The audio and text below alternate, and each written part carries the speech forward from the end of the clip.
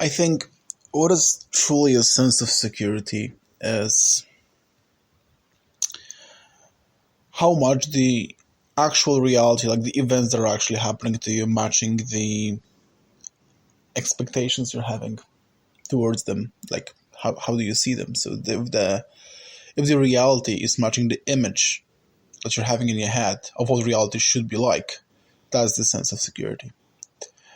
And when things go the other way around, then you lose your self-security, you're in fear, you're stressed. And just think about it, how funny it really is, because what do you really know about the world? And how good are you at predicting the future? Because you know that things might go wrong. You know that people are dying. You know that things are deteriorating. You know that unexpected events are happening. So why would you expect certain events and don't expect the others? And I'm not talking about actions and preparing or anything like that. I'm talking about a mental image. Why do you make a mental image of the reality only out of the things you expect to happen? That makes no sense.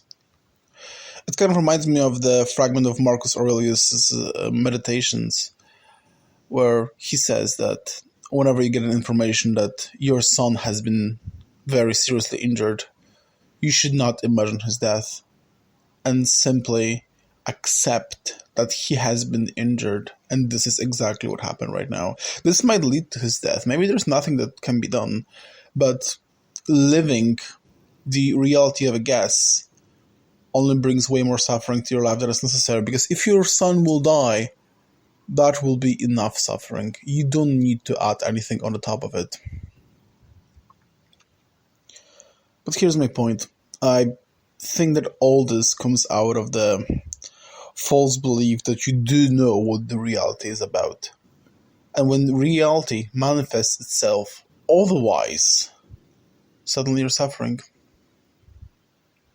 In a way, the way you live only by the image of your reality. Is your image good? You feel good. Is your image bad? You feel bad. So, no matter how hard you try, the reality is going to have its very real impact on your life. Whenever you punch yourself, whenever you get sick, you will experience pain, and this will cause suffering.